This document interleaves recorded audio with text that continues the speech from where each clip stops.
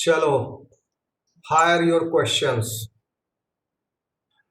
Sir DNA replication energy dependent कैसे होता है? डीएनए रेप्लिकेशन में जो एनर्जी लगता है, न्यूक्लियोटाइड एडिशन जब होता है ना, तो एवरी हाँ every nucleotide is in dNTP form. जैसे हाँ एडिशन का एडिशन होना है तो एटीपी आएगा, और वहां पर pyrophosphate, inorganic pyrophosphate group hydrolysis के बाद अलग हो जाता है, यानी ATP AMP AMP AMP will join. ठीक है ना, क्योंकि डीएनए में एक फॉस्फेट ग्रुप होता है, एवरी न्यूक्लियोटाइड मोनोफॉस्फेट। और जब फ्री फॉर्म में होता है, जैसे डी डी एटीपी है, जीटीपी, जिस टाइम ये कर लो ना, क्या बोलते हैं, इनका माइक्रोफोन अनम्यूट कर लो। जो क्वेश्चन पूछेगा वही अनम्यूट करना, क्योंकि इको हो रहा है। ठीक है। हाँ हाँ, मैं क्या बोल रहा था, जैसे एडेनिन का अगर एडिशन वो होना है तो एटीपी विल कम, हाँ and ATP will be hydrolyzed by that enzyme only, DNA polymerase. और उसके हाइड्रोलाइज होने से जो एनर्जी निकला, यानी एक फॉस्फोडाइस्टर बॉन्ड ब्रेक हुआ। ठीक है, मोनोफॉस्फेट, डाइफॉस्फेट, ट्राइफॉस्फेट। तो फॉस्फेट हाँ second phosphate group, third phosphate group के बीच में फॉस्फोडाइस्टर बॉन्ड प्रेजेंट है, लेकिन first phosphate yes group and second phosphate group के बीच में जो फॉस्फोडाइस्टर बॉन्ड है वो ब्रेक हुआ। ठीक है, उस ब्रेक होने से जो एनर्जी रिलीज हुआ है, वह एनर्जी काम आ जाता है हमारा उसके फॉर्म क्या कहते हैं रेप्लिकेशन में, रेप्लिकेशन के लिए, वही एनर्जी यूज होता है। इसलिए एनर्जी डिपेंडेंट होता है डीएनए। हाँ, DNA replication is energy dependent, and even RNA polymerization क्योंकि इज ये आल्सो एनर्जी डिपेंडेंट। सब में क्योंकि ये हाईली कंज्यूमर क्या कहते हैं एनर्जी, मतलब क्या कहते हैं रिएक्शन, इसलिए अगर ये डिपेंडेंट होगा तो उतना माइटोकॉन्ड्रिया एनर्जी फॉर्म नहीं कर पाएगा। इसलिए इसी मतलब रिएक्शन में जो एटीपी का जो ब्रेक डाउन होता है डीएनए एटीपी का, उससे जो एनर्जी निकलता है वो अपना रेप्लिकेशन कंप्लीट कर लेता है। हाँ, हम बताए ना, जैसे डीएनटीपी के फॉर्म में है एएम, समझे? डीएनटीपी यानी एडेनिन ट्राइफॉस्फेट्स है, ग्वानोसिन ट्राइफॉस्फेट, जीटीपी है, सीटीपी है, टीटीपी है। ठीक है, इसी तरह बहुत सारे है। ठीक है, तो ये सब जो है वो जब एडिशन होना होता है, एडेनिन का एडिशन, तो ATP will break down into AMP and inorganic pyrophosphate. दो फॉस्फेट ग्रुप अलग होगा, एएमपी अलग होगा। AMP will get incorporated into the DNA strand, and the pyrophosphate will again be available for making another AMP for into ATP. ATP के हाँ, जो phosphate group निकला वो तो उसी सिस्टम में रहता है, बार बार यूज यूज होता है, रीयूज। हाँ, जैसे अब न्यूक्लियस में हो रहा है रेप्लिकेशन यूकैरियोट्स में। ठीक है, तो अगर वहाँ पायरोफॉस्फेट की संख्या बढ़ गई तो वो सिंपल अपना जो है डिफ्यूजन प्रोसेस के द्वारा वो न्यूक्लियस से बाहर आ जाएगा। हाँ न्यूक्लियर पोर से, स्मॉल मॉलिक्यूल है ना पायरोफॉस्फेट, फॉस्फेट ग्रुप। अच्छा सर, एक क्वेश्चन और था सर हम्म कि डीएनए पॉलीमरेज जो क्या कहते हैं, जब आरएनए जो रहता है प्राइमर से जो आरएनए रहता है उसको जो ओकाजाकी फ्रेगमेंट में इस आरएनए को स्काइप करता है ये डीएनए पॉलीमरेज 1, ठीक ना, उस समय आरएनए का फ्रेगमेंट बचा रह जाता है वहां पे, जिसको फिर क्या कहते हैं डीएनए पॉलीमरेज 1 उसको खत्म करता है। डीएनए पॉलीमरेज जो है वो फिर जैसे क्योंकि वहां पे निक प्रेजेंट रहता है जिसको लाइगेज फिर अटैच करता है। हाँ, वो बाद में होता है। सबसे पहला काम क्या है, प्राइमर बनाना। ठीक है, ताकि 3 प्राइम हाइड्रोक्सिल ग्रुप हो, जिस पर डीएनए पॉलीमरेज 3 जो है उस पर फर्दर न्यूक्लियोटाइड का एडिशन करे। तो पहला रिक्वायरमेंट ये है कि आरएनए प्राइमर अवेलेबल हो। तो प्राइमेज एंजाइम जो है वो थोड़े थोड़े दूर पर आरएनए प्राइमर बनाते जाता है। ठीक है, in 5 prime to 3 prime direction. Replication fork जब ओपन हुआ तो लैगिंग स्ट्रैंड पर इस तरफ 3 प्राइम है और इस तरफ 5 प्राइम है। इस तरफ रेप्लिकेशन हमेशा 5 प्राइम है। ठीक है, हाँ, रेप्लिकेशन 5 to 3 होना है। लैगिंग स्ट्रैंड पर। तो हाँ, प्राइमेज एंजाइम जो है यहाँ पीछे चल रहा है, ठीक है, इधर हाँ, इस तरफ है, वह बनाते गया हाँ, थोड़ी थोड़ी दूर पर 5 to 10 nucleotide long RNA primer और आगे बढ़ता जाता है रेप्लिकेशन फोर्क के डायरेक्शन में। Yes sir. ठीक है, इधर डायरेक्शन में बढ़ रहा है। DNA polymerase 3 recognises the RNA short stretch of RNA primer, जहां जहां उसको आरएनए प्राइमर मिला और उस आरएनए प्राइमर को यूज करके वो 3 प्राइम हाइड्रोक्सिल ग्रुप उसको वहां पर है अवेलेबल, तो उसको वो आगे 5 प्राइम टू 3 प्राइम डायरेक्शन में पॉलीमराइजेशन कर दिया। ये काम तो डीएनए पॉलीमरेज 3 करता है सर हाँ, ना, जो डीएनए ये क्या डीएनए कहते हैं ये? पॉलीमरेज 3 किया। अब उसके बाद डीएनए पॉलीमरेज 3 के बाद उसके पीछे डीएनए पॉलीमरेज 1 रहता है। डीएनए पॉलीमरेज 1 जहां जहां उसको डीएनए के स्ट्रेच में आरएनए मिल रहा, आरएनए कंपोनेंट मिल रहा है, उसको हाइड्रोलाइज करके वहां पर पॉलीमराइजेशन कर देता है डीएनए का। यानी 5 से 10 जो न्यूक्लियोटाइड पेयर आरएनए है, जहां जहां प्राइमर को हटा दिया और वहां पर DNA DNA D D D NTPs लगा दिया है, क्योंकि वहां पर क्या है, एनटीपीज था, यानी हाँ, ठीक है ना। एनटीपीज मतलब एनटीपीज के अंदर राइबोज है एज ए शुगर, और डी एनटीपीज के अंदर डीऑक्सी राइबोज है। तो वो डीऑक्सीराइबोज, हाँ। उसको पहचान लेता है कि यहाँ पर राइबोज है, तो उसको हाइड्रोलाइज करके एनटीपीज को वहां से निकाल दिया। तो जब वो निकाल लेता तो फिर भी निक कैसे प्रेजेंट रहता, जगह कैसे, उसको फिर लाइगेज जो जोड़ता है वहाँ जगह कैसे करता? अरे बाबू, जब उसको निकाल दिया तो जब जब जिस स्ट्रैंड का पहले से, जैसे देखो कैसे होता है, रुको बोर्ड लाते हैं। ठीक।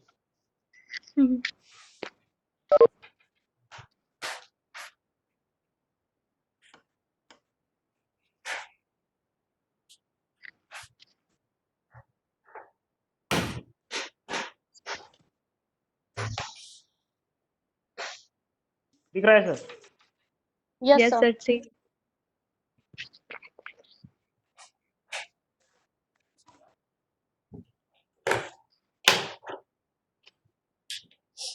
जैसे देखो, आवाज आ रही है मेरी? Yes sir, yes sir, Yes, sir. Board दिख रहा है? Sir yes Yes, sir. sir. Yes, sir. Yes sir. Now see.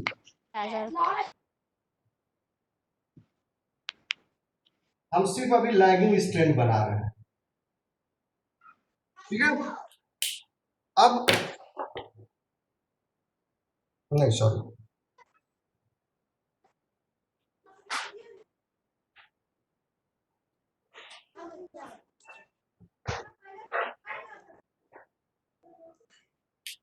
देखो अभी क्या हुआ, हमारा आरएनए प्राइमर है, डीएनए पॉलीमरेज क्या किया, डीएनए स्ट्रैंड बनाया। हाँ,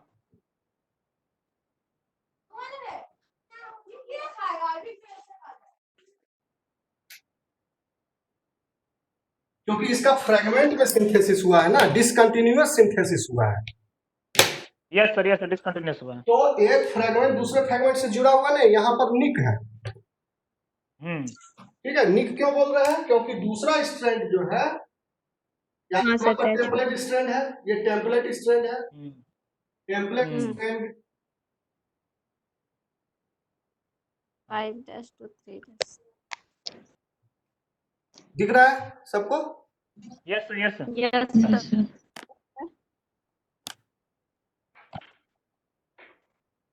तो जब अब आया डीएनए पॉलीमरेज 1, इस कंपोनेंट को च्यू करके वह यहां पर आरएनए कंपोनेंट को हाइड्रोलाइज करके यहां पर डीएनए कंपोनेंट करा दिया। लेकिन वह पहले वाला जो डीएनए स्ट्रैंड था उससे उसका ज्वाइनिंग नहीं करा पाया। अच्छा, हाँ, तभी तो निक रह जाता है, इसको फिर लाइगेज ज्वाइन करता निक रह गया, ठीक है। है। हाँ, तो यहाँ फिर पर इसको लाइगेज ज्वाइन करता निक है, है। और जब ये निक रह जाता है तो जरूरी है कि इस निक को सील किया जाए। वो लाइगेज करता है फिर। हाँ, तो लाइगेज पीछे चलते रहता है, जहां जहां उसको निक मिला उसको सील करते गया। समझे बात को? Yes.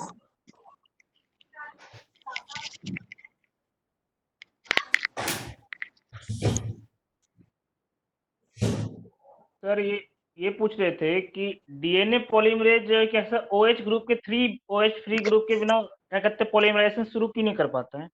ये डीएनए पॉलीमरेज का प्रॉपर्टी है, ये उसका खड़ा समझ लो। उसको 3 प्राइम मतलब उसके हाइड्रोक्सिल बिना ग्रुप चाहिए तभी वो एडिशन कर पाएगा। अच्छा, वो हाइड्रोक्सिल ग्रुप वहाँ पे क्या कहते हैं डी हाइड्रोक्साइड रिएक्शन करके ही मतलब वो क्या कहते हैं ये मतलब क्योंकि जो है ना एक्चुअली जो नेक्स्ट न्यूक्लियोटाइड का ज्वाइनिंग होगा, तुम स्ट्रक्चर देखोगे उसका, तो 3 हाँ प्राइम हाइड्रोक्सिल ग्रुप ही अवेलेबल है जहां पर हमारा एडिशन हो सकता है। लेकिन सर आरएनए पॉलीमरेज तो कर लेता है सर बिना उसके। हाँ, आरएनए पॉलीमरेज जो है फर्स्ट न्यूक्लियोटाइड लगा दिया, वो आरएनए पॉलीमरेज का सब यूनिट ही जो है वो फर्स्ट न्यूक्लियोटाइड को होल्ड किए रहा, और उसके बाद जो इनकमिंग न्यूक्लियोटाइड्स है उसको 3 प्राइम ओएच ग्रुप पर, क्योंकि at a one particular time RNA polymerase जो है सेवरल न्यूक्लियोटाइड्स को होल्ड करके रखता है। तो फर्स्ट न्यूक्लियोटाइड को होल्ड कर पकड़ के रखा रहा, दूसरा न्यूक्लियोटाइड आया उसको 3 प्राइम ओएच ग्रुप पर उसको ऐड कर दिया। तो आरएनए पॉलीमरेज भी 3 प्राइम ओएच ग्रुप पर ही ऐड करता है, लेकिन उसको फर्स्ट न्यूक्लियोटाइड की जरूरत नहीं पड़ती है। जैसे डीएनए पॉलीमरेज में फर्स्ट न्यूक्लियोटाइड का जरूरत है in the form of primer. तो यह जो है आगे अगर आप पीसीआर वगैरह अगर कभी करोगे तो आप देखोगे कि उसमें प्राइमर का महत्व, वहां प्राइमर देना पड़ता है। ठीक है, प्राइमर होता क्या है? प्राइमर लकड़ी और लोहा का पेंटिंग कभी देखे हो तो देखे हो, प्राइमर लगता है फिर मेन पेंटिंग होता हाँ sir.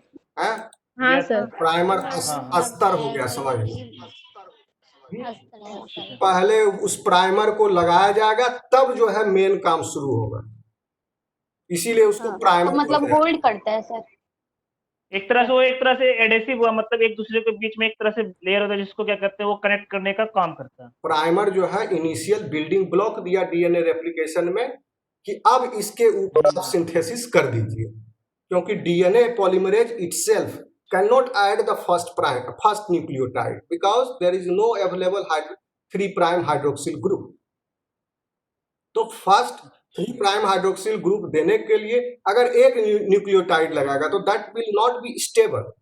So the primase enzyme synthesizes a short stretch of RNA 5 to 10 bases long, और वो डीएनए स्ट्रैंड जो है टेम्पलेट स्ट्रैंड से हाइब्रिडाइज कर जाता है। हाइब्रिडाइज करने का मतलब वहां पर बॉन्ड बनाता है, हाइड्रोजन बॉन्ड का फॉर्मेशन होता है। तो हाइड्रोजन बॉन्ड का फॉर्मेशन, हाँ, हाइब्रिडाइज किया हुआ रहा, हाइड्रोजन बॉन्ड फॉर्मेशन के कारण वो स्टेबल है।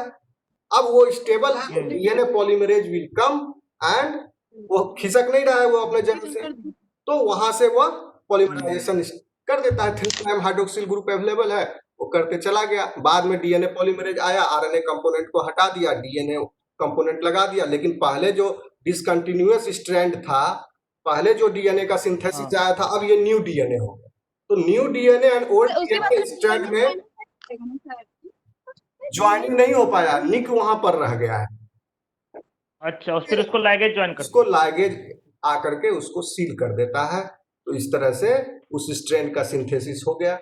और यही प्रॉब्लम जब यही चीज जो लीडिंग स्ट्रैंड में होता है वहां पर वह एक ही बार की जरूरत पड़ती है, क्योंकि वहां टेम्पलेट का डायरेक्शन 3 प्राइम टू 5 प्राइम है। So the polymerization new strand होगा उसको तो आराम है, 5 प्राइम टू 3 प्राइम वो कंटिन्यूअस चलते चलेगा। हाँ, उसको तो बार-बार सर ये टेम्पोररी बॉन्ड था।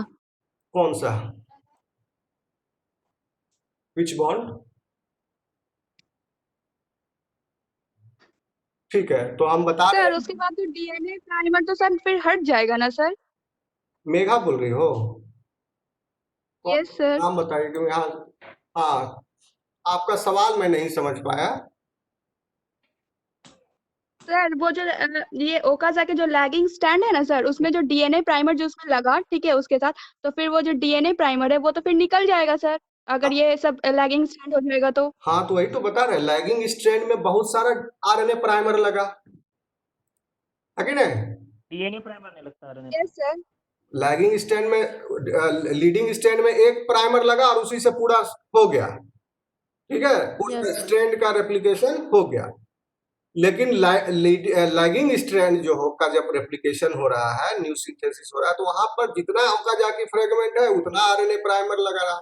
यानी एक तरह से कहें कि आरएनए प्राइमर जितना लगा उतना ओकाजाकी फ्रेगमेंट्स है,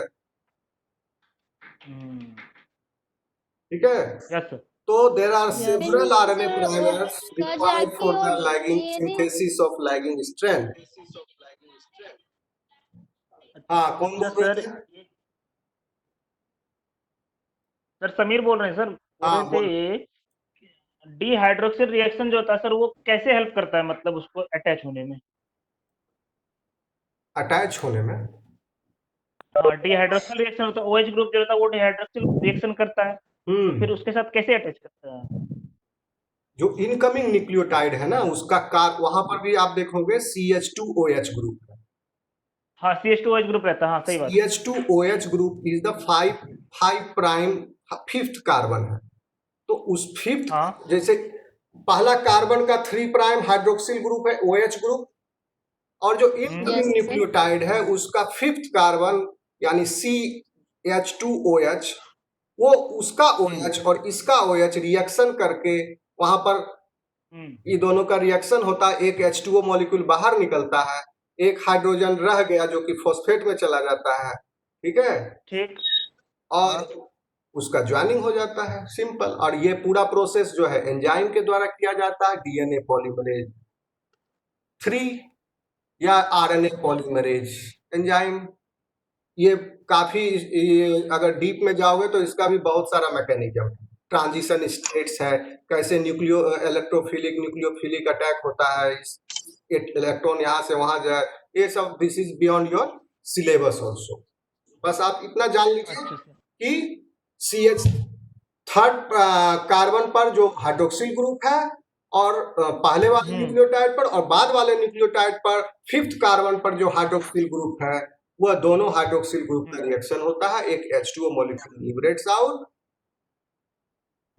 ठीक है, साथ में एक पायरोफॉस्फेट भी निकल जाता है और उस न्यूक्लियोटाइड का एडिशन हो जाता है। पायरोफॉस्फेट के निकलने से जो एनर्जी मिलती है वही उसी एनर्जी से इस फॉस्फोडाइस्टर बॉन्ड का फॉर्मेशन। अच्छा सर, पॉलीमरेज 3 और पॉलीमरेज 1 में क्या डिफरेंस है? DNA पॉलीमरेज 3 पॉलीमरेज 1 में फंक्शन में तो डिफरेंस आप देख लिए, है ना। हाँ। DNA sir. Polymerase is the main enzyme, क्योंकि उसका स्पीड बहुत फास्ट है, वो बहुत फास्ट गति से भागते जा रहा है आगे, बहुत सारा न्यूक्लियोटाइड का एडिशन करेगा। लेकिन आरएनए प्राइमर जहां जहां लगा, हम बताए थे आरएनए प्राइमर 5 से 10 न्यूक्लियोटाइड्स का है। हाँ हाँ हाँ हाँ तो हाँ। डीएनए पॉलीमरेज स्लो है काम करने में, उसको काम सिर्फ इतना दिया गया कि आरएनए प्राइमर को खोजो, तो उसके अंदर एक आरएनएज एक्टिविटी भी है, several subunits are in the big enzymatic complex, बहुत सारा सब यूनिट है। आरएनएज एक्टिविटी जो है डीएनए पॉलीमरेज 3 में नहीं है। हेलो, हाँ सर सुन रहे सर। हाँ, आरएनएज एक्टिविटी जो है वो डीएनए पॉलीमरेज 3 में नहीं है, क्योंकि उसमें जरूरत नहीं है, उसको धकाधक आगे उसको जल्दी जल्दी करते जाना है, क्योंकि there are billions of base pairs जिसका रेप्लिकेशन होना है। अगर वो लेट करेगा, 1 सेकेंड भी टाइम लगाएगा एक न्यूक्लियोटाइड के एडिशन होने में, तो 1000 साल लग जाएगा उसको रेप्लिकेशन पूरा करते करते सेल को, समझ गए। Yes sir. तो उसका काम है कि वो बहुत ही तीव्र गति से डीएनए पॉलीमरेज 3 वह पॉलीमराइजेशन आगे करते जाए, इसलिए उस पर ज्यादा लोड नहीं डाला गया है। उसका नखरा पूरा किया गया है कि 3 प्राइम हाइड्रोक्सिल ग्रुप चाहिए तुमको, कोई बात नहीं, मिल जाएगा, ठीक है। आप जल्दी से जल्दी रिएक्शन को आगे बढ़ाते जाइए। उसके बाद में जो आपके एसेसरीज है, सहायक कर्मी है डीएनए पॉलीमरेज, वो आएंगे, वो सिर्फ 5-10 न्यूक्लियोटाइड बेस पेयर का जहां जहां उनको दिखेगा प्राइमर, तो उसके अंदर आरएनए एक्टिविटी आई, आरएनए को वो हाइड्रोलाइज कर रहा है, साथ ही साथ उसके अंदर डीएनए पॉलीमरेज एक्टिविटी भी आई, वो डीएनए को पॉलीमराइज कर रहा है। वो भी पॉलीमराइज जो डीएनए को कर रहा है वो 3 प्राइम टू 5 प्राइम डायरेक्शन में करता है, उल्टा होता है डीएनए पॉलीमरेज, क्योंकि आरएनए को जब हाइड्रोलाइज कर देगा तब वो जो पॉलीमराइजेशन करेगा, क्योंकि अब उसके 5 प्राइम डायरेक्शन में ना, सॉरी 3 प्राइम डायरेक्शन में हाइड्रोक्सिल ग्रुप प्रीप्राइम डायरेक्शन में, हाँ उसको उल्टा करना था, तो इसलिए उसका हाँ पॉलीमराइजेशन एक्टिविटी उल्टा रखा गया है। और उल्टा ज्यादा तेजी से हो नहीं सकता है काम ना, इसलिए वो थोड़ा 5-10 करके छोड़ दिया, उसके बाद फिर आगे बढ़ा, आरएनए को चूज किया, फिर उल्टा पॉलीमराइज किया, छोड़ दिया, चल दिया। तो ये एक्टिविटी भी इंपॉर्टेंट है। हाँ, उसके अंदर लाइगेशन का एबिलिटी नहीं है डीएनए पॉलीमरेज 1 के अंदर, उसके लिए एक अलग एंजाइम लाइगेज आया, लाइगेज, वो काम किया। ठीक है।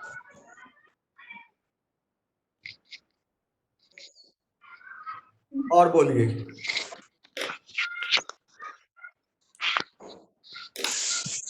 सर इकोलाई में सर पॉलीमरेज 3 को सर लीडिंग कहा गया है, मतलब सर उसका फंक्शन सर मतलब मेजर रोल है सर पॉलीमरेज 3 का सर, तो थोड़ा एक्सप्लेन करना। कौन है, नाम बताइए अपना। सर सोनल। सोनल। सोनल सर। तो देखो इतना कहानी बता दिए है ना, कि सारा काम मेन पॉलीमराइजेशन जो है कौन कर रहा है, डीएनए पॉलीमरेज 3 कर। पॉलीमरेज 3, कौन हुआ घर में जो ज्यादा पैसा कमा के लाएगा, मेन इज्जत किसको मिलेगा, उसी को मिलेगा, खाना ज्यादा उसी को मिलेगा। Yes sir. हाँ, तो मेन काम जो है ये डीएनए पॉलीमरेज 3 कर रहा है, इसलिए उसको ज्यादा इज्जत मिली हुई है कि उसको मेन बोला गया है। लेकिन डीएनए पॉलीमरेज उनका भी महत्व कम नहीं है, अगर वो नहीं करेगा तो रह Yes, जाएगा sir. हमारा सब कुछ, है कि नहीं। वो भी आरएनए Yes, sir. कंपोनेंट को पहचान करके उसको हाइड्रोलाइज कर देता है और उसके बाद वहां पर डीएनए एनटीपीज को ऐड कर देता है। अब लाइगेज भी इंपॉर्टेंट है, लाइगेज अगर सील नहीं करे निक को तो क्या होगा, फिर अगला जब रेप्लिकेशन, फिर उसका ट्रांसक्रिप्शन नहीं हो पाएगा। निक जहां मिलेगा वहां आरएनए पॉलीमरेज रुक जाएगा, वो म्यूटेशन हो जाएगा एक तरह से जेनेटिक मटेरियल, ठीक है ना। हमारा डीएनए कंपोनेंट फिर Yes, sir. लॉस हो सकता है, हालांकि दूसरे स्ट्रेन से वो हाइब्रिडाइज है, ठीक है, यहाँ पर निक है, उसमें कटा हुआ है वो स्ट्रेन, दूसरे वो पूरा डीएनए स्ट्रेन कंटिन्यूअस होना चाहिए था, लेकिन कंटिन्यूअस ना होके ब्रेक है उसमें, तो वो भी जरूरी है, ब्रेक को सील होना, तो सब इंपॉर्टेंट है। लेकिन जब पूछा जाए कि मेन एंजाइम कौन है बैक्टीरियल सिस्टम में, तो आप डीएनए पॉलीमरेज 3 लिखेंगे, 3 बोलेंगे। Yes sir. लेकिन समझने के लिए बता रहे हैं, सब जरूरी है। कहीं भी जगह फॉल्ट हो जाएगा तो रेप्लिकेशन डिस्ट्रॉय हो जाएगा, फॉल्टी हो जाएगा। नहीं होगा। Yes sir. तो सर समीर बोल रहे हैं, पूछ रहे थे सर ये सब जो पॉलीमरेज, डीएनए पॉलीमरेज 1, पॉलीमरेज 3, इन सबको सिग्नल कैसे मिलता है कि हमको अब अपना काम करना है? गुड क्वेश्चन, कि रेप्लिकेशन कब स्टार्ट करना है। हाँ मतलब नहीं, हाँ रेप्लिकेशन कब स्टार्ट करना, फिर इन सब एंजाइम्स का वर्क कब शुरू होगा, कौन इन लोग को मतलब गाइड करता है कि अब तुम्हारा काम शुरू होगा? हाँ, सही सवाल किए हो। हम तो ये मशीनरी बताए हैं, यही आपको भारी लग रहा होगा, लेकिन बहुत सारा सिग्नलिंग फैक्टर्स होते हैं, समझे। प्रमोटर एलिमेंट्स होते हैं। क्या होगा, सबसे पहले सिग्नल आया कि अभी सेल को डिवाइड करना है, मान लो, उसका एक अलग मैकेनिज्म है, वो जाएंगे तो पूरा डिटेल में चले जाएंगे, एमएससी में है शायद वो साइटोजेनेटिक्स सेमेस्टर 4 में, ठीक है ना। सेल डिवीजन स्टार्ट करना है, तो सेल डिवीजन स्टार्ट करने के लिए फिर क्या होगा, सिग्नल आएगा डीएनए पॉलीमरेज, हाँ डीएनए पॉलीमरेज भी उस समय सिंथेसाइज होगा, जीन एक्सप्रेस होगा डीएनए में, जहां डीएनए पॉलीमरेज का जीन है वहां पर एनहांसर एलिमेंट होते हैं, प्रमोटर एलिमेंट होते हैं, उसका इनिशिएशन फैक्टर होता है, उसका ट्रांसक्रिप्शन होगा कि डीएनए पॉलीमरेज की संख्या अभी हमको चाहिए क्योंकि सेल को डिवाइड करना है, फटाक से वो जीन एक्सप्रेस हुआ। फिर अलग से फैक्टर्स है, उसका सिस्टम वो ओरिजिन पॉइंट को रिकॉग्नाइज करेगा, उसको ओपन कर देगा, तब हेलिकेज एंजाइम आएगा, उसको करेगा। ये बहुत सारे जीन का आपस में इंटरडिसिप्लिनरी अप्रोच, काफी फास्ट सिलेबस समझे। तो सब सिग्नल के थ्रू होता है, निगेटिव फीडबैक मैकेनिज्म है, पॉजिटिव फीडबैक मैकेनिज्म है, सिग्नल ट्रांसडक्शन है। सेल के बाहर से सिग्नल आता है, जैसे ग्रोथ हार्मोन, वो खुद एक बहुत बड़ा फैक्टर है, ग्रोथ हार्मोन आ गया, यस हाँ इंटर कर गया। ग्रोथ हार्मोन से क्या होता है, बच्चे बड़े होते हैं। ग्रोथ हार्मोन अगर रह गया तो यस बच्चे छोटे रह जाते हैं, बौना हो जाता है आदमी। तो ग्रोथ हार्मोन का बहुत बड़ा रोल है कि सेल की संख्या बढ़ाए, सेल डिवीजन बढ़ाए, ताकि वो बड़े हो, मसल का संख्या बढ़ेगा, बोन का लंबाई बढ़ेगा, स्किन सेल्स की संख्या बढ़ेगी, हर चीज का ओवरऑल इफेक्ट होगा ग्रोथ हार्मोन से। तो ग्रोथ हार्मोन भी एक बहुत बड़ा फैक्टर है, वो एक्चुअली डीएनए से बाइंड करता है ताकि आरएनए वहां पर बहुत सारा सिंथेसिस हो डीएनए पॉलीमरेज का, और भी उसका रोल। सर प्राइमर भी तो इनिशिएट करता है पॉलीमराइजेशन को। हाँ तो प्राइमर ही इनिशिएट हेलो पहले प्राइमर आ रहेगा यस सर डीएनए पॉलीमरेज कुछ करेगा, प्राइमर ही Yes. करता है। Yes sir start yes sir पहले सर टेम्पलेट आएगा। उसके भी पहले जाओ तो सबसे हेलो पहले हेलिकेज आएगा, डीएनए रेप्लिकेशन को शुरू करो। सर हेलिकेज आएगा, वो अच्छा ओरिजिन ऑफ रेप्लिकेशन को पहले रेप्लिकेशन बबल बनाएगा, फिर टोपो आइसोमरेज आएगा, वो यस उसको क्लैंप करेगा, क्लैम्प करेगा और उसको फिर यस बाइंड सर काटेगा भी, ताकि उसका जो बाइंडिंग है वो बाइंडिंग प्रोटीन सर आएगा, दोनों दोनों सिंगल स्ट्रैंड जो सेपरेट हुआ है उसको होल्ड करेगा। उसके बाद जब हाँ इतना काम हो गया एप्लीकेशन तब डीएनए पॉलीमरेज को रेप्लिकेशन बबल में घुसने का जगह मिलेगा। यस अब सर ये आएगा इसके अंदर डीएनए, आपको डीएनए पॉलीमरेज। अब डीएनए पॉलीमरेज आया तो उसको प्राइमर चाहिए रेप्लिकेशन स्टार्ट करने के लिए, तो वहाँ प्राइमेज एंजाइम पहले से मौजूद है या इस बीच कभी आ गया होगा, या वेट करेगा प्राइमेज एंजाइम यस का। सर जब प्राइमेज एंजाइम आएगा पहले प्राइमर बनाएगा, तब डीएनए पॉलीमरेज अपना काम शुरू करेगा। और जब डीएनए पॉलीमरेज करेगा तब उसके बाद डीएनए पॉलीमरेज 3 करेगा, तब डीएनए पॉलीमरेज 1 का नंबर आएगा, फिर वो करेगा, फिर लाइगेज करेगा। ठीक है, तो इस तरह ठीक से है वो अपना यस अपना सर काम करते जाएगा, सबका काम सही सही कंप्लीट हो जाएगा, तब डीएनए रेप्लिकेशन कंप्लीट हो जाएगा। ठीक है, ठीक है Yes. यस सर ट्रांसक्रिप्शन से भी पूछ सकते हैं आप लोग। यस सर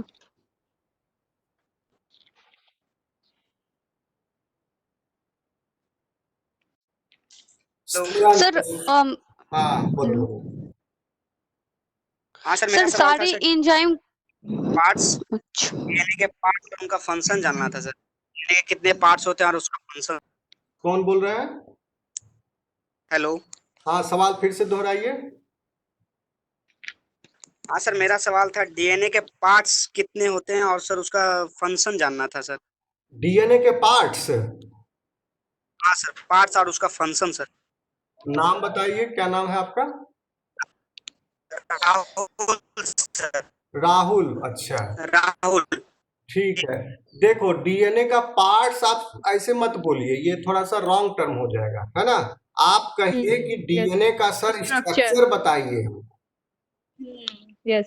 ठीक है ना। डीएनए का पार्ट जो है, मान लो अब पार्ट ही कर रहे हो तो देखो सबसे पहले बाकी लोग भी जानते होंगे, थोड़ा सा इसको आप पढ़िए कि डीएनए का स्ट्रक्चर कैसा होता है।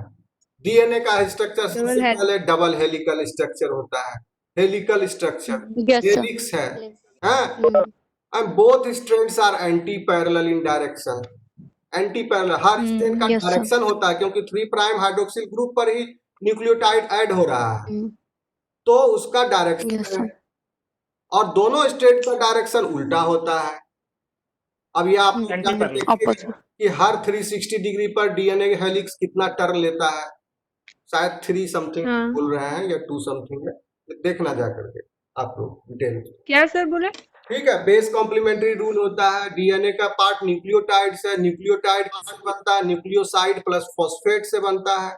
न्यूक्लियोसाइड कैसे बनता है, nitrogenous base plus ribose sugar. अगर राइबोज शुगर है तो वो आरएनए में बनेगा, डीऑक्सीराइबोज शुगर है तो वो डीएनए बनेगा। ठीक है, अब थोड़ा सा डीएनए का स्ट्रक्चर फंक्शन आप नेट पर देख लो, या कहोगे तो मैं बता दूंगा, बट लेकिन यहाँ पर बहुत ही सिंपल है, इसमें ज्यादा जानने की आवश्यकता नहीं है। डीएनए का स्ट्रक्चर बहुत सिंपल है, डबल हेलिक्स स्ट्रक्चर है। डीएनए में डीऑक्सीराइबोज न्यूक्लियोटाइड ट्राइफॉस्फेट्स उसके सब बिल्डिंग यूनिट्स है, लेकिन डीएनटीपी जो है डीएनएमपी होता है, वहां पर एक ही फॉस्फेट ग्रुप होता है। और आरएनए में सर इनके जो पार्ट्स ये सब क्या होता है sir? Weight of X- DNA on ड्रैकॉन सिस्टोन रेकॉन सब भी तो सिस्ट्रॉन, डीएनए के हाँ बताइए। जी सर। तो लैक ऑफ आयरन लैकोपरॉन, हाँ लैकोपरॉन से रिलेटेड एक हम डालें भी। अच्छा सेमेस्टर 1 सिलेबस देखा, लैकोपरॉन है क्या तुम लोगों के सिलेबस में? लैक ऑफ प्रोटॉन बायोटेक है तो में भी होना चाहिए। अच्छा कोई ट्रांसक्रिप्शन से सवाल है आपका? ट्रांसक्रिप्शन से पूछो। Sir transcription, dependent DNA transcription. Sigma factors के बाद आरएनए का फंक्शन सर जानना ये हाइड्रोलाइटिक एक फंक्शन सवाल आपका सर। एक करके बोलो ना बाबू। जो इसका RNA क्वेश्चन का है सर सिर्फ वही माइक ऑन रखो। हाँ एक करके बोलोगे, क्योंकि हमको 2-4 लोगों का आवाज जब मैच हो जाता है तो फिर समझ में नहीं आता क्या बोला। Sir sigma factors. Sigma factor, sigma factor किसका? सिग्मा फैक्टर पूछना। सर ट्रांसक्रिप्शन में था कि प्रोकैरियोट्स में ट्रांसक्रिप्शन स्टार्ट होने से पहले सिग्मा फैक्टर्स जरूरी होता है, तो ही स्टार्ट होता है। इनिशिएशन में क्या कहते हैं प्रोकैरियोट्स में सिग्मा को? सिग्मा फैक्टर आरएनए पॉलीमरेज को ही बोलते हैं। सिग्मा सब unit of the RNA polymerase, वो आरएनए पॉलीमरेज का ही। 5 पॉलीपेप्टाइड चेन है, आरएनए पॉलीमरेज का 5 पॉलीपेप्टाइड चेन है। हाँ हाँ, तो वही है सिग्मा फैक्टर। उसमें ये तो आप चले गए शायद, सिग्मा फैक्टर यूकैरियोटिक में होता है, वहां पर आरएनए पॉलीमरेज काफी बड़ा होता है यूकैरियोट्स में। प्रोकैरियोटिक्स में ना होता है सर सिग्मा फैक्टर। प्रोकैरियोट्स में होता है। एक सेकेंड देख लो। सर आई एम सर वो स्टार्ट सिग्मा फैक्टर तो आरएनए पॉलीमर को ये देता है ना सर, सिग्नल देता है स्टार्ट होने के लिए, इनिशिएशन करता है सर। हम भूल गया। इनिशिएशन सिग्मा होता है, termination grow factor. Rho factor तो अलग है, जहाँ पे क्या कहते हैं वो ट्रांसक्रिप्शन टर्मिनेशन फैक्टर है, रो ग्रोथ फैक्टर। फैक्टर तो टर्मिनेशन के लिए होता है। हाँ वही तो बोल रहे हैं। ट्रांसक्रिप्शन होना है, पहले वो जो ट्रांसक्रिप्शन हो जाएगा फिर वो ट्रांसक्रिप्शन खुद से फिर बाइंड कर लेता है, तो उसके साथ बाइंड करने के लिए आता है रो सब्सटेंस आता है, फिर उससे बाइंड करता है, फिर वो ट्रांसक्रिप्शन बन जाएगा। भूल गए।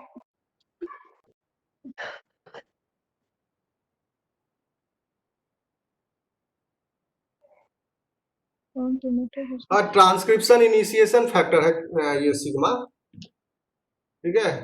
हम इनिशिएशन फैक्टर के बारे में नहीं बताए थे जब ट्रांसक्रिप्शन वीडियो बना रहे थे, तो इसीलिए नहीं बताया कि क्योंकि देखो आप लोग पहले बेसिक मैकेनिज्म को समझोगे, बाद में बहुत सारा इनिशिएशन फैक्टर है, इलोंगेशन फैक्टर है, टर्मिनेशन फैक्टर्स है, ठीक है। तो इसको बीएससी के बच्चों को इतना फैक्टर याद करोगे तो हमको लगता है थोड़ा वो हो जाएगा, जम्बलिंग हो जाएगा, आपसे एक्सपेक्टेड नहीं है, इसीलिए हम उसमें फैक्टर्स को इंक्लूड नहीं किए थे, ठीक है। सर टाटा बॉक्स क्या होता है सर? बताते हैं टाटा बॉक्स। अभी हम बता रहे थे फैक्टर, तो बहुत सारे फैक्टर्स है, इनिशिएशन का भी फैक्टर है, इनॉग्रेशन का भी फैक्टर है, समझे। Sigma is initiation factor in prokaryote. Sir sigma first वाला है ना, इसीलिए सर सिग्मा फैक्टर जो है वो फर्स्ट होता है, जो रिकॉग्नाइज करता है प्रमोटर को जो स्टार्ट करता है, इसीलिए सर उसके वो आरएनए पॉलीमर के अंदर जो स्टार्ट होता है। हाँ सिग्मा फैक्टर जो है प्रमोटर रीजन को रिकॉग्नाइज करता है। टाटा बॉक्स पूछ रहा था ये। Yes sir. टाटा बॉक्स तो ये होता है ना जो रिच इन एडेनोसिन रीजन को ही तो सर टाटा बॉक्स बोलते हैं सर, प्रमोटर रीजन को ही तो टाटा प्रमोटर रीजन को, हाँ प्रमोटर रिच इन 80 रहता है। प्रमोटर रीजन को बोले वो अलग है, इनिशिएट करता है। प्रमोटर एलिमेंट्स जो है वो अलग है, इसको आप समझिए।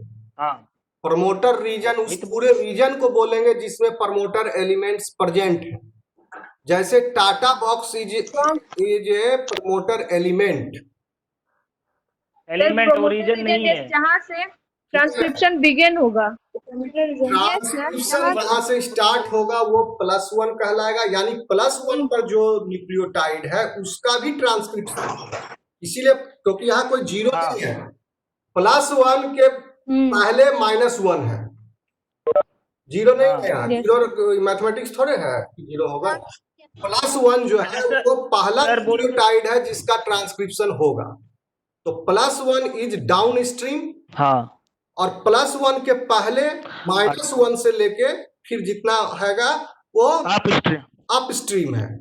टाटा बॉक्स जो है वो -10 से उसका शुरुआत होता है, या -10 के अराउंड होता है उसका पोजीशन, ठीक है। एंड अच्छा। 80 रिच इस जब भी कहीं देखो डीएनए में अगर 80 रिच आपको मिले तो आप सबसे पहले वही दिमाग लगाना, 80 रिच रीजन जो है वो इसलिए वहां है कि उस दोनों स्ट्रैंड को सेपरेट करना है, वहां पर जरूरत है, क्योंकि वहां पे डबल बॉन्ड है, और क्या कहते हैं इसमें 2 बॉन्ड है, सॉरी डबल बॉन्ड नहीं बनना, 2 बॉन्ड है वहां पे, और जीसी में 3 बॉन्ड है, तो 2 बॉन्ड को ब्रेक करना आसान होगा, जीसी का 3 बॉन्ड सेपरेट करना आसान है। तो हाँ, तो -35 रीजन पर भी, -35 पोजीशन पर भी एक प्रोमोटर एलिमेंट होता है जिसमें जीसी कंटेंट भी होता है। तो पहले वो जो है RNA polymerase recognizes that promoter element -35 वाला, and after that it recognize, उसका एरिया और उसका साइज जो है आरएनए पॉलीमरेज का इतना बड़ा होता है कि -35 पर एक बार वो बैठ गया तो -10 वाले को भी कवर कर लेगा वो, ठीक है। तो उस पूरे -10 को कवर कर लिया, -10 वो देख लिया कि हाँ यहाँ -2 प्रमोटर एलिमेंट किस लिए, इसीलिए है कि हमारा करेक्ट इनिशिएशन ऑफ ट्रांसक्रिप्शन हो। जैसे कोई भी काम होता है ना, आप डबल चेक करते हो, किसी लड़का का नाम और उसके पिता का भी नाम लिखते हो, तब दोनों सही मिलता है तो समझते हो कि हाँ ये वही आदमी है।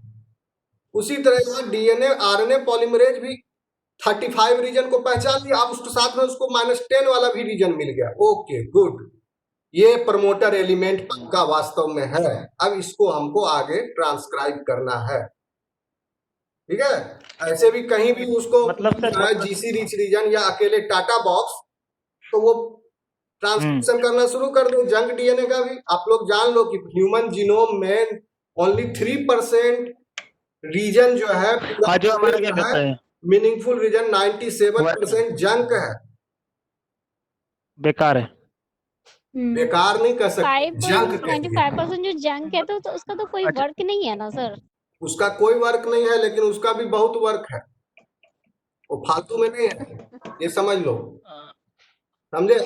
जैसे अच्छा सर, ये देखो अब हम समझाने का कोशिश करते हैं।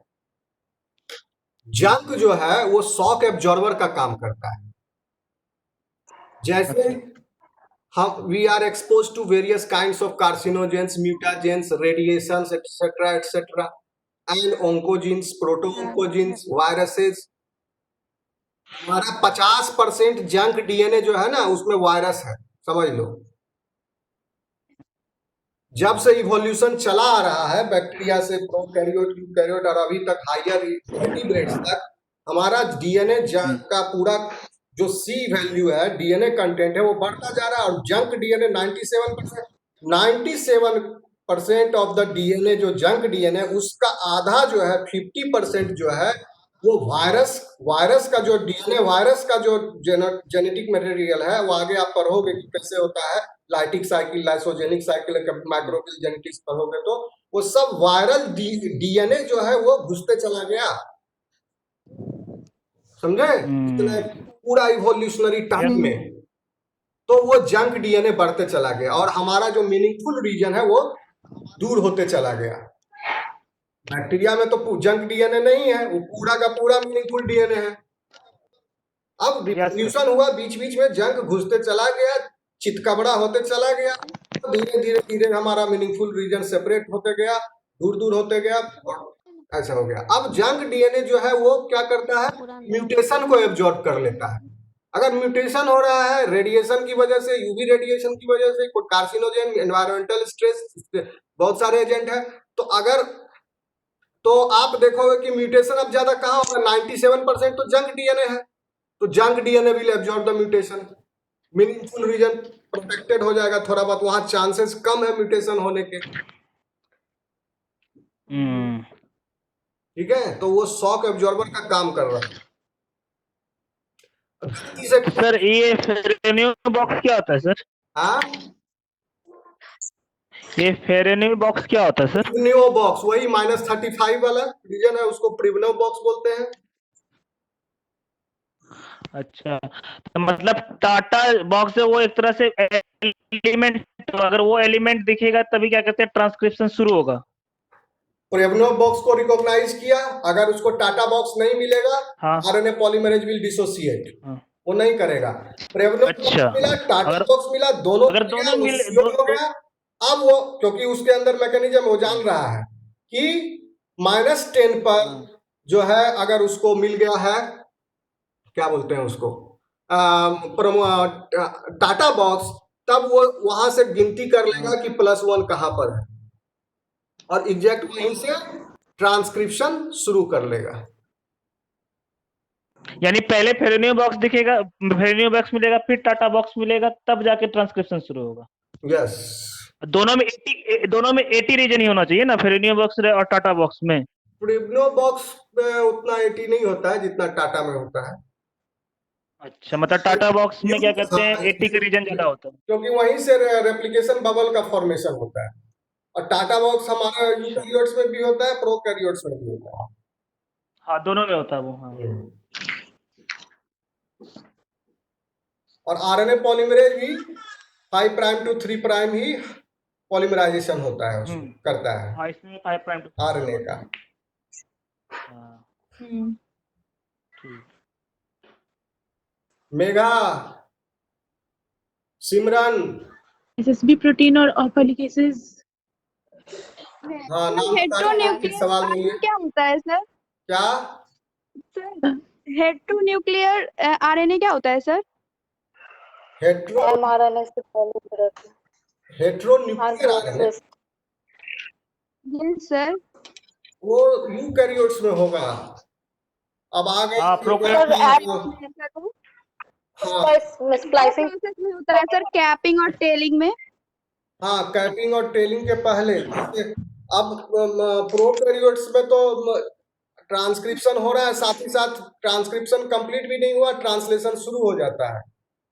हाँ, लेकिन यूकैरियोट्स में नहीं होता ऐसा। यूकैरियोट्स में वो होता है यूकैरियोट्स में क्योंकि अब आरएनए को न्यूक्लियस से बाहर आना है, न्यूक्लियस में वो थोड़ा सुरक्षित है, जैसे समझो कि माँ के गर्भ में है।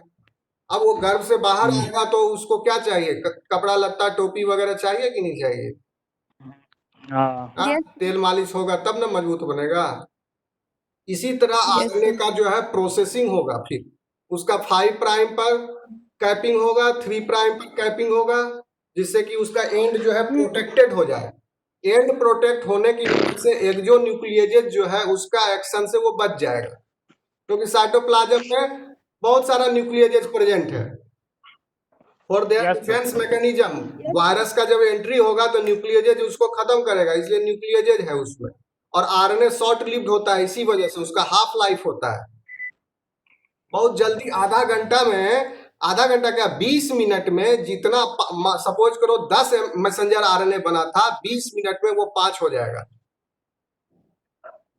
ठीक है, तो उतने देर में उनको, ये कैपिंग के बाद भी, कैपिंग नहीं रहता तो तुरंत खत्म था, तो उतना ही देर में उनका ट्रांसक्रिप्शन भी हो जाना है। समझे बात को? सर ये तो अनयूजुअल न्यूक्लियोटाइड्स होगा ना सर कैपिंग में? कैपिंग में देखो 5 प्राइम पर कैपिंग होता है, वहां ग्वानोसिन रेसिड्यू मॉडिफाई होता है, और 3 प्राइम पर ये टेल का निर्माण होता है। मिथाइल ग्वानोसाइन है सर? हाँ, मिथाइल ग्वानोसिन होता है। ठीक है, modified form of guanosine is added additional over there. 7 methyl guanosine. ऐसा नहीं है कि आरएनए का किसी ग्वानोसिन को चूज करके मिथाइलेशन किया गया, मिथाइल ग्वानोसिन बाहर से एक्स्ट्रा उसमें ऐड किया जाता, ताकि वो उसका एंड जो है प्रोटेक्ट हो जाए। अब एंड प्रोटेक्ट होने के बाद हम बताए ना कि कैसे जंक डीएनए जो है हमारे मीनिंगफुल रीजन को सेपरेट करता चला गया through evolutionary course of time. तो अब वहां पर हमको क्या मिल रहा है, इंट्रॉन और एक्सॉन उसको बोलते हैं। इंट्रॉन जो है वो जंक डीएनए, एक्सॉन जो है मीनिंगफुल रीजन्स है। तो इंट्रॉन्स को स्प्लाइस करना जरूरी है। तो उसके बाद इंट्रॉन्स का स्प्लाइसिंग होता है, और स्प्लाइसिंग होने के बाद जो फाइनल मैसेंजर आरएनए बनता है वो न्यूक्लियर पोर से बाहर आता है। तो प्री मैसेंजर आरएनए उसको बोलते हैं। कभी तुम अभी बोले हेटेरो मैसेंजर आरएनए, वो भी बोल सकते हैं। सर उसको स्प्लाइस कौन करता है सर? स्प्लाइसियोसोम, अच्छा, स्प्लाइसियोसोम कंटेन्स एंजाइम। उसके अंदर जो एंजाइम होता है वो जो है उस बाउंड्री को पता कर लेता है कि ये इंट्रॉन एक्सॉन बाउंड्री है। इंट्रॉन एक्सॉन बाउंड्री पर ए और जी का एक होता है सीक्वेंस। उस सीक्वेंस को रिकॉग्नाइज करके वो पता कर लेता है ये इंट्रॉन एक्सॉन का बाउंड्री है, और उसको प्रिसाइजली वहां से चॉप आउट करता है। सर टेलिंग में एडिनाइलेट जो है वो मतलब 3' पे आता है क्या सर? क्या बोले? सर टेलिंग में जो है जैसे कैपिंग हुआ ना, अनयूजुअल न्यूक्लियोटाइड जो मिथाइल गुआनिन को जो होता है, तो जो टेलिंग होता है उसमें एडिनाइलेट रेसिड्यू ऐड हो जाता है 3' पे सर। नहीं 5 पे रहता है, 5 एंड 2। पॉली है, वहाँ बहुत सारा एडिलीन रेसिड्यूज एडिनाइलेशन जो है तो बहुत सारा होता है। एक दूसरा सर एंजाइम, लेकिन टेलिंग पे तो एंड पे ना होगा सर, लेकिन वो जो टेलिंग है वो तो एंड पे होगा, 3' पे ना होना चाहिए सर। जब हाँ। 5' पे कैपिंग हुआ, 5' पर जो है ग्वानोसिन का कैपिंग हुआ, मिथाइल ग्वानोसिन का, और 3' पर जो है बहुत सारा एडिनाइलेशन हो गया उसका। Yes sir. Main sir adenylation गिनती नहीं है, उसमें निकल हो गया ना। बहुत सारा। यही मैसेंजर आरएनए की पहचान भी है। आगे कभी आप लोग एक्सपेरिमेंट करोगे मैसेंजर आरएनए को आइसोलेट करना और उसको फिर cDNA बनाना, तो आप पॉली टी का इस्तेमाल करते हो। हम लोग करते थे पीएचडी में। पॉली टी अगर डाल दिए तो वो पॉली ए के साथ हाइब्रिडाइज कर जाता है, और वहां पर रिवर्स ट्रांसक्रिप्टेज एंजाइम जो डालते हैं आरटीपीसीआर में, वो उसको डीएनए बना देता है। पॉली टी प्राइमर का काम करता है।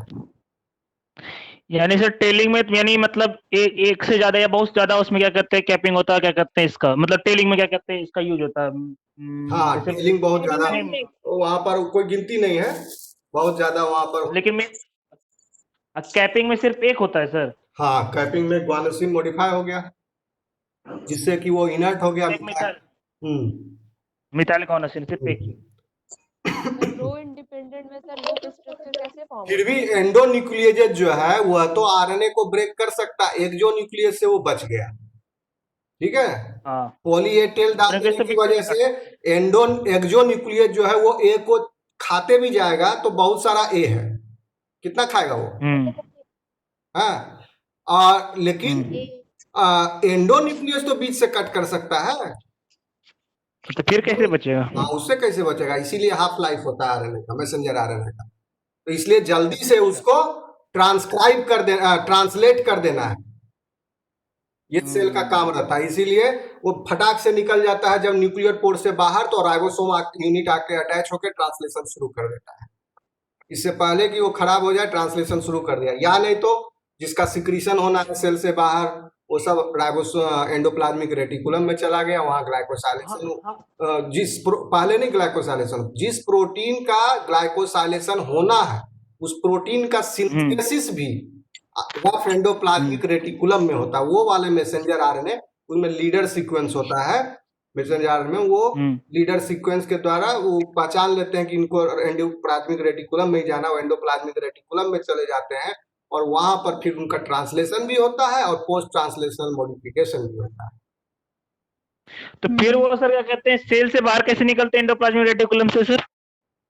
एंडोप्लाज्मिक रेटिकुलम में जब प्रोटीन सिंथेसिस कंप्लीट हो गया, पोस्ट ट्रांसलेशनल मॉडिफिकेशन हो गया, पूरा प्रोसेसिंग होके फोल्डिंग वगैरह सब, सेपरॉन मॉलिक्यूल्स, उसका हिट्स ऑफ प्रोटीन जिसको बोलते हैं, वो सब पूरा काम करके उसको तैयार कर दिया प्रोटीन को।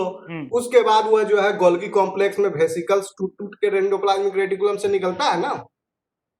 ठीक, हाँ सर, हाँ ये कॉम्प्लेक्स में देखा ना, ऐसे कप लाइक होता है, एक सिस साइड है, ट्रांस साइड है। यस, एक trans side, cis side, trans side में इन होता है, सिस साइड से निकलता है। हाँ, सिस साइड में वो फ्यूज करते गया वेसिकल के फॉर्म। वहाँ पर ट्रांस साइड से शायद निकल फिर ट्रांस साइड से वो कुछ पोस्ट ट्रांसलेशनल मॉडिफिकेशंस वहां भी होते हैं। ग्लाइकोसाइलेशन जो है वो एंडोप्लाज्मिक रेटिकुलम में भी होता है। तो फिर वो गोल्जी बॉडी से वो फिर क्या कहते हैं वहां पहुंच जाता है सेल मेम्ब्रेन के पास। हाँ, फिर ट्रांस साइड से फिर वेसिकल फॉर्म में निकला, वो सेल मेम्ब्रेन में चला गया। अब देखो मुंह में जो थूक आता है आप लोगों को, सलाइवा, यस सर। कहाँ से आ रहा है? जस्ट इमेजिन, सलाइवरी ग्लैंड से। सलाइवरी ग्लैंड से। सलाइवरी ग्लैंड, अब अंदर जाते जाओ, सलाइवरी ग्लैंड में कहाँ से सिक्रीट हो रहा है? गोल्गी कॉम्प्लेक्स के ट्रांस साइड से निकल रहा है वेसिकल्स, और प्लाज्मा मेम्ब्रेन में फ्यूज हो रहा है, वहां से डक्ट के थ्रू कलेक्ट होकर आपके मुंह में आ रहा है। फिर उसके अंदर जाओ तो ट्रांस साइड में फ्यूज हो रहा है, कहां से? एंडोप्लाज्मिक रेटिकुलम से। एंडोप्लाज्मिक रेटिकुलम से फिर भीतर जाओ तो उसका मैसेंजर आरएनए न्यूक्लियस से आ रहा है। तो सोचो कितना ज्यादा फास्ट प्रोसेस होगा ये। अब कितनी मात्रा में हो रहा है कि नहीं?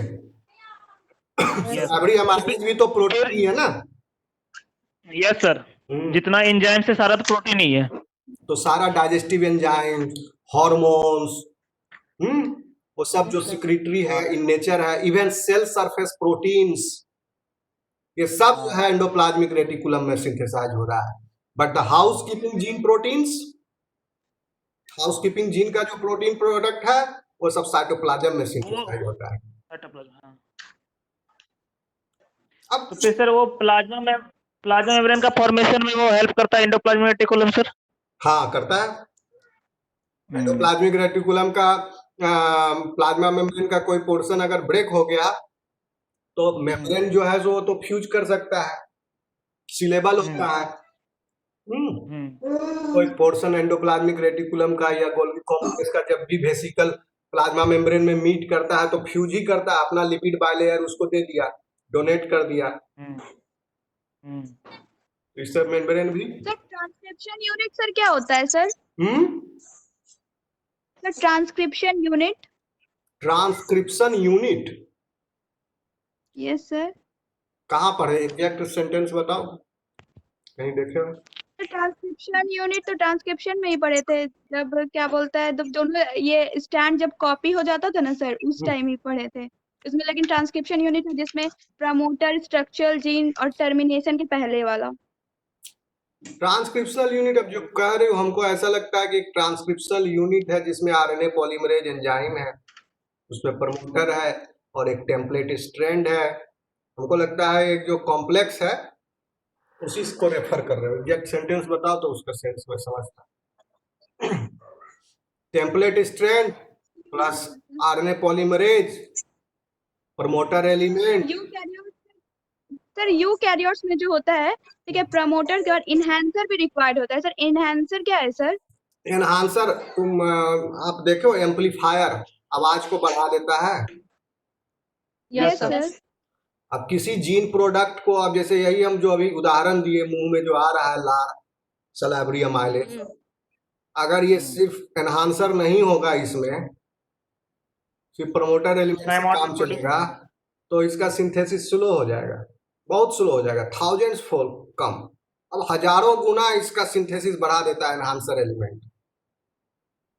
किसी भी जीन का सिंथेसिस बहुत ज्यादा मात्रा में उसको एम्पलीफाई कर दिया, 1000 फोल्ड्स। एनहांसर एलिमेंट वो और पीछे होता है, प्रमोटर एलिमेंट के भी अपस्ट्रीम होता है। सर प्रमोटर में भी तब तो स्पेसिफिक प्रोटीन लगता होगा सर? हाँ, उसको इनिशिएट करने में लगता है इनिशिएशन फैक्टर, सिग्मा फैक्टर की जो बात की है आप, वो प्रोमोटर रीजन पर रिकॉग्नाइज करके बाइंड करता है ना, वो आरएनए पॉलीमरेज को हेल्प करता है प्रमोटर रीजन को पहचानने में। पहला जो 35 वाला जो है उसको आरएनए पॉलीमरेज पहचानेगा, आके सीट बैठेगा तो उसमें वो प्रोमोट इनिशिएशन फैक्टर्स मदद करता है। बहुत सारे initiation factor, initiation, elongation, termination. तो अभी आप लोग फैक्टर को भूल जाइए, नहीं तो बहुत कंफ्यूज हो जाइएगा। हाँ, फैक्टर आप डिटेल में पढ़ना एग्जाम के बाद, अगर इंटरेस्ट है मॉलिक्यूलर बायोलॉजी में। तो बेसिक मैकेनिज्म क्या है उसको सीख लीजिए, कैसे होता है इनिशिएशन, इलोंगेशन, टर्मिनेशन। टर्मिनेशन तो मतलब आखिरी में वो स्टॉप ही हो जाएगा, वहां से टर्मिनेट कर जाएगा तो टर्मिनेशन वहां पे तभी तो जाके नॉन टर्मिनेशन इसमें। दो ठो मैकेनिज्म बताया, रो डिपेंडेंट, रो इंडिपेंडेंट।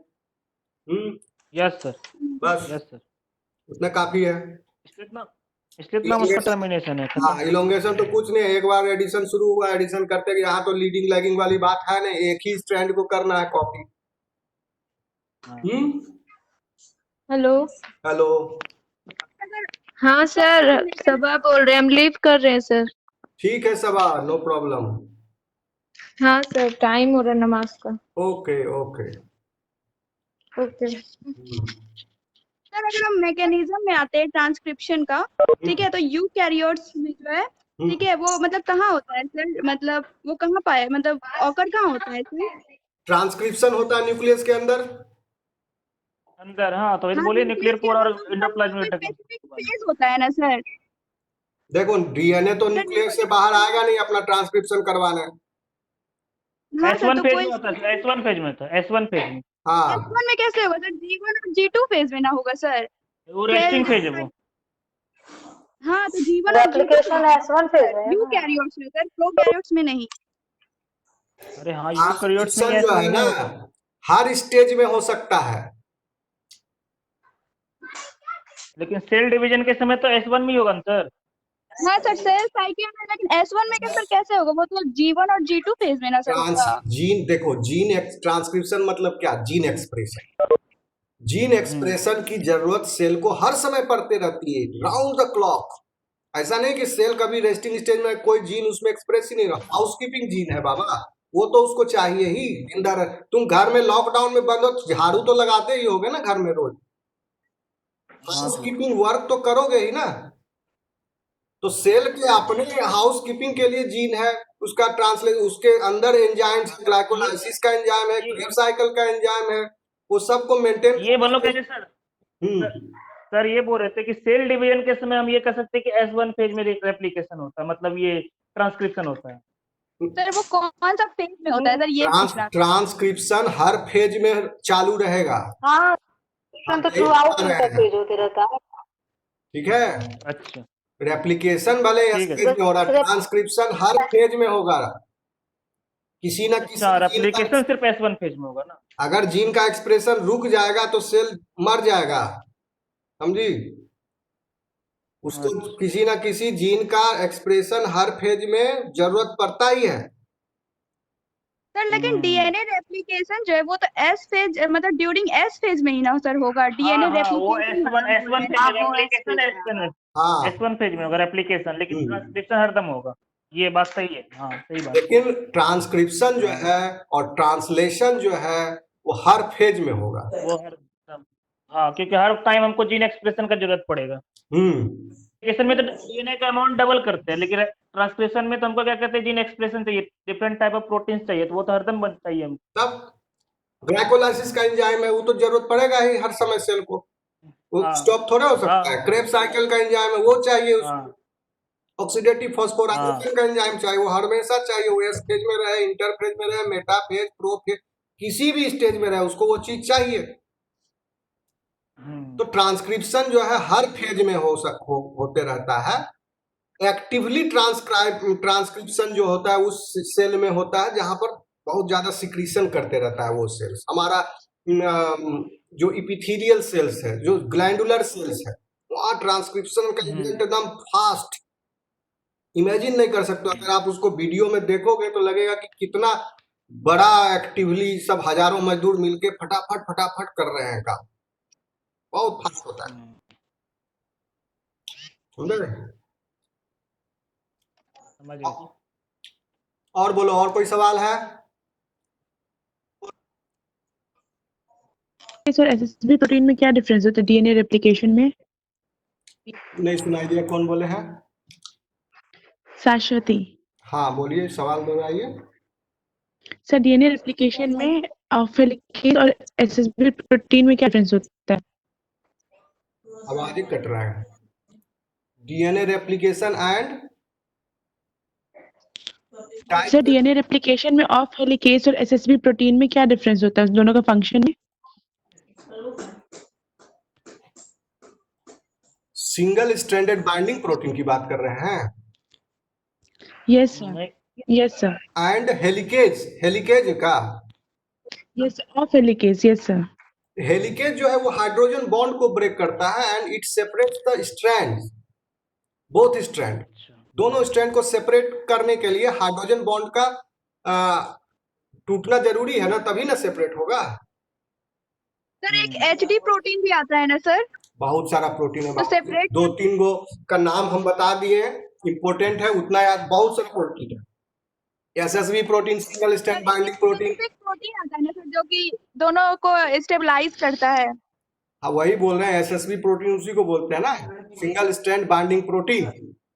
अब दोनों single strand, hydrogen bond break होने के बाद दोनों ब्रेक अलग अलग हो गया, दोनों सिंगल स्ट्रैंड, तो अब अलग हो गया तो कोई एक प्रोटीन दोनों को नहीं पकड़ सकता है ना, अलग अलग अलग अलग स्ट्रैंड को क्लैंप करेगा। समझ रहे बात को? लेकिन टोपो आइसोमरेज जो है, सुनो हम बोल रहे हैं, टोपो आइसोमरेज जो है वहां पर दोनों जो स्ट्रैंड है वहां पर दोनों स्ट्रैंड सेपरेट नहीं है, इसलिए टोपो एक ही टोपो आइसोमरेज पूरे डीएनए डबल हेलिक्स को क्लैंप करता है, लेकिन उसके पहले रेप्लिकेशन फोर्क के अंदर दोनों strands are separated. So SSB proteins कुछ एसएसबी प्रोटीन्स एक स्ट्रैंड को किया, कुछ एसएसबी प्रोटीन दूसरे स्ट्रैंड को किया, अलग अलग। और हेलिकेजेज जो है उसके हाइड्रोजन बॉन्ड को अलग करता है, तब एसएसबी प्रोटीन बाइंड करता है,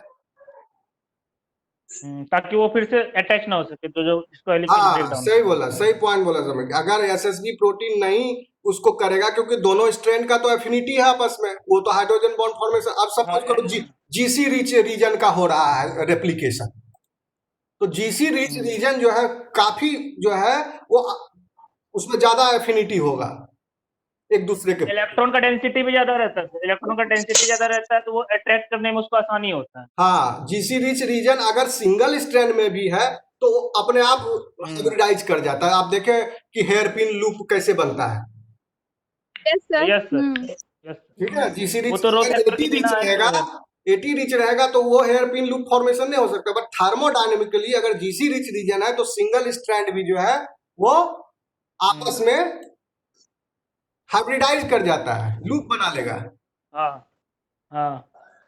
तो जब जीसी रिच रीजन का ट्रांसक्रिप्शन हो रहा है तो एक चाहिए ना इस सिंगल स्ट्रैंडेड प्रोटीन उसको पकड़ के रखे ताकि सट नहीं जाए, फिर से सट जाएगा तो फिर उसका स्टॉप हो जाएगा रेप्लिकेशन। अच्छा सर, एक क्वेश्चन था, वो जो क्रोमोसोम का जो शेप होता है वो उस तरह का ही क्यों होता है वैसा? जब मतलब क्रोमोसोम तो हमको दिखता है सेल डिवीजन के समय में, तो ये तो सही बात है, लेकिन वो उसी शेप में क्यों आता है? इसका पीछे कोई कारण है क्या सर? देखिए वो मेटाफेज का स्ट्रक्चर देख रहे हैं, मेटाफेज में आर हाईली कॉम्पैक्ट।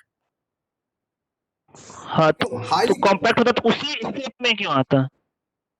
उसी शेप में क्यों आता है? देखो अगर उस क्रोमेटिन का स्ट्रक्चर को आप डिटेल में देखना चाहेंगे, एक मैंने वीडियो बनाया है वो देखना, क्रोमेटिन स्ट्रक्चर, क्रोमेटिन और हेट्रोक्रोमेटिन का। क्या होता है? न्यूक्लियोसोम का नाम सुने हो, प्रोटियोसोम, न्यूक्लियोसोम। यस सर, ठीक है ना। एक histone proteins, they are 5 histone protein होता है जो क्या कहते हैं ऑक्टामेर फॉर्म करता है। हाँ 5 तरह का जो डीएनए को ये करता है, 5 तरह का हिस्टोन प्रोटीन होता है, H1, H2A, H2B और H3H4, जिसमें H1 को भी आप थोड़ी देर के लिए भूल जाइए, H2A, H2B, H3 और H4, ये 4 हिस्टोन प्रोटीन्स जो है, हर हिस्टोन प्रोटीन 2-2 की संख्या में होता है और हिस्टोन ऑक्टामेर बनाता है। हिस्टोन ऑक्टामेर बनने से क्या होता है, उसके चारों तरफ डीएनए 1.65 टाइम्स क्वाइल्ड होता है।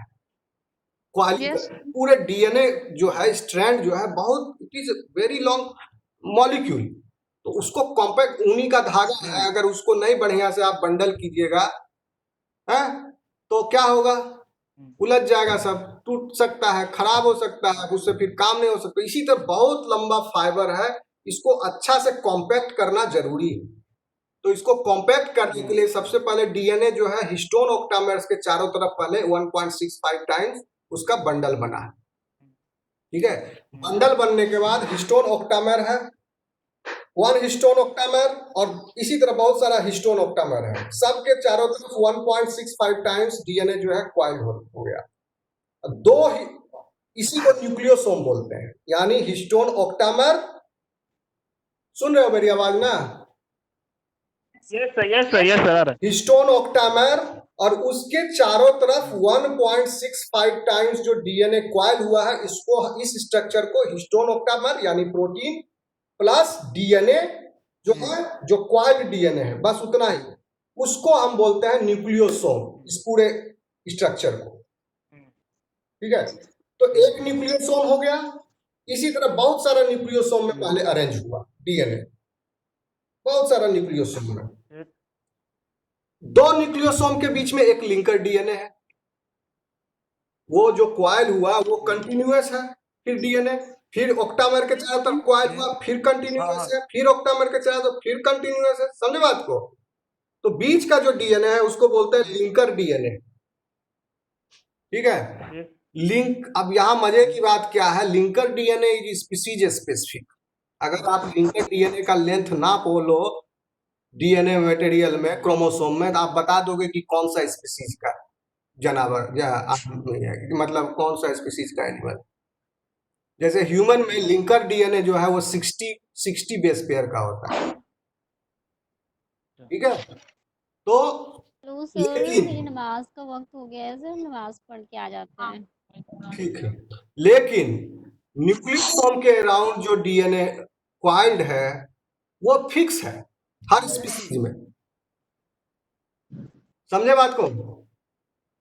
यस अराउंड 245 बेस पेयर जो है वो ऑक्टामर के चारों तरफ डीएनए रैप हुआ है, वो फिक्स है सब में, प्लांट में, एनिमल में, यूकैरियोट्स में, लेकिन यूकैरियोट्स में ये नहीं होता है, यूकैरियोट्स में वो फिक्स है। लेकिन लिंकर डीएनए का लेंथ जो है वो अलग अलग है हर स्पीसीज में। तो इसी तरह बहुत सारे ये nucleosome, linker DNA, nucleosome, linker DNA, ये सब मिलके ये सब बने। तो अब हिस्टोन में तो 4 तरह का ही, ऑक्टामर में 4 तरह का हिस्टोन प्रोटीन है। पूछोगे H1 का क्या रोल है सर? तो H1 का रोल क्या है, वो लिंकर डीएनए से बाइंड करता है H1, और H1 में आपस में काफी उसमें एफिनिटी रहती है। Histone proteins are highly conserved and they are lysine and arginine amino acid rich, जिसकी वजह से हिस्टोन प्रोटीन जो है बेसिक इन नेचर, उसमें बेसिक नेचर का होता है, ठीक है ना। बहुत सारा बेसिक अमाइनो एसिड है, वो बेसिक नेचर का होता है, जिसकी वजह से हमारे डीएनए पर तो फॉस्फेट ग्रुप्स प्रेजेंट है जिसमें नेगेटिव चार्ज है, एसिडिक इन नेचर, इसीलिए डिऑक्सीराइबोन्यूक्लिक एसिड बोलते हैं, और histone proteins are basic in nature. तो यह एसिड और बेस जो है स्टेबल स्ट्रक्चर प्रदान करता है वही न्यूक्लियोसोम में। इसलिए डीएनए जो है एक बार चढ़ गया हिस्टोन के ऊपर, रैप्ड अराउंड हो गया, उतरेगा नहीं वहां से, आराम से वहां पर रैप्ड रहेगा, क्योंकि हाँ बेसिक है और एसिडिक है, वो दोनों में ये हो गया। इसीलिए ये हिस्टोन प्रोटीन जो है ये 4 तरह के H2A, H2B, H3 और H4 जो है ये कंजर्व्ड है, they are highly conserved species, पूरा इवोल्यूशन बहुत कंजर्व्ड है ये। लेकिन H1 जो है वो उतना कंजर्व नहीं है, न्यूक्लियर एन टर्मिनल और कार्बोक्सिल टर्मिनल पर उसमें वेरिएशन होता है, बट तो कोर जो है उसका वो बहुत ही ज्यादा कंजर्व है, और ये कोर ही है जो H1 प्रोटीन का दूसरे H1 प्रोटीन से उसके एफिनिटी को डिसाइड करता है। तो H1 प्रोटीन का एफिनिटी जो है दूसरे H1 प्रोटीन से होता है। अब हम क्या बोले कि H1 प्रोटीन जो है लिंकर डीएनए से बाइंड कर गया, तो बहुत सारे H1 प्रोटीन लिंकर डीएनए से बाइंड कर गया, बीच में न्यूक्लियोसोम है, लिंकर डीएनए है, उसमें H1 प्रोटीन अटैच्ड है, जस्ट इमेजिन, ठीक है। तो अब क्या होगा, H1 प्रोटीन जो है आपस में आने की कोशिश करेगा, ठीक है। इससे क्या होता है, 6 गो H1 प्रोटीन जो है आपस में आ जाते हैं और एक हेक्सामर टाइप का स्ट्रक्चर फॉर्म होता है, हेक्सागोनल टाइप का स्ट्रक्चर फॉर्म होता है। अच्छा H1 आ गया, लिंकर डीएनए से अटैच है, बीच में क्या है, न्यूक्लियोसोम है, हिस्टोन प्रोटीन, हिस्टोन ऑक्टामर है जिसके चारों तरफ डीएनए है, और एक हेक्सामर टाइप ऑफ स्ट्रक्चर बन गया। इससे फर्दर मदद मिलती है। अब ये रिंग बन गया, और ये रिंग जो है बार बार सोलेनॉइड टाइप ऑफ स्ट्रक्चर में अच्छा, इस तरह से ऊपर जाते रहता है, फिर एक तरह से वो एक तरह से मतलब फूल का शेप ले लेता है, कंपैक्ट होते जाता है। अब यहाँ पर क्या होता है, 30 nanometer structure now has become 300 nanometer diameter. एक बार वो solenoid type of circle hexagonal type का बन गया H1 की वजह से न्यूक्लियोसोम का। अब वो कंटिन्यू होते गया ऐसे स्ट्रक्चर, ठीक है। सोलेनॉइड किसको बोलते हैं, एक तार को ऐसे ऐसे कर दो तो सोलेनॉइड स्ट्रक्चर। इसी तरह से ये सोलेनॉइड स्ट्रक्चर बना। अब ये सोलेनॉइड स्ट्रक्चर फर्दर लूपिंग इसकी होती है। अच्छा, फर्दर लूपिंग हुई, फिर कॉम्पैक्टनेस आया, फर्दर लूपिंग, फिर वो लूपिंग का भी फिर लूपिंग हुआ। इसी तरह कर करके पूरा पैकिंग हो जाता है क्रोमोसोम में। इतने लंबे डीएनए फाइबर का क्रोमोसोम में पैकिंग हो जाता है। जब भी जरूरत पड़ता है कि अब इसका रेप्लिकेशन होना है, वहां पर से वो रीजन जो है अनफोल्ड होना शुरू होता है और उसका रेप्लिकेशन होगा, या जिस रीजन का ट्रांसक्रिप्शन होना है वहां पर जो कॉम्पैक्ट पैकिंग है तो वो पैकिंग लूज होगा, वहां ट्रांसक्रिप्शन होगा। बस उसी रीजन में जहां पर ट्रांसक्रिप्शन होना है वहां पर थोड़ा लूज होगा। जहां पर ट्रांसक्रिप्शन होना है वो यूक्रोमेटिन बन जाता है, यानी लूज होता है। जो रीजन कभी ट्रांसक्राइब नहीं होगा अब जिंदगी में, वो हाईली कंडेंस्ड होकर के हेट्रोक्रोमेटिन फॉर्म में बन जाता है। जैसे कि बार फीमेल्स में बार बॉडी मिलता है ना, पता है? यस सर, वो ओलंपिक में चेक किया जाता था, तो जो क्या कहते हैं ये फीमेल या मेल होता है, एक एक्स क्रोमोसोम कंडेंस होकर के चला वो क्या हुआ, वो है हेट्रोक्रोमेटिन। हेट्रोक्रोमेटिन के फॉर्म में चला गया। हेट्रोक्रोमेटिन के फॉर्म में जाने के बाद वो जिंदगी भर के लिए साइलेंट हो गया वो क्रोमोसोम। अच्छा, कभी उसका रेप्लिकेशन जब होगा तब वो खुलेगा, लेकिन ट्रांसक्रिप्शन उसका कभी नहीं होगा। ठीक है, और कोई सवाल है? सवाल तो बहुत है सर, आप धीरे धीरे पूछेंगे, एक दिन में सारा नहीं। ठीक है, बहुत टाइम हो गया। ठीक है, अब बोर हो गया होगा। अरे बाप रे, 7 घंटा हो गया। ठीक है, thank you sir. Thank you sir. Thank you. Okay, चलो bye. Bye sir. Thank you sir. Okay.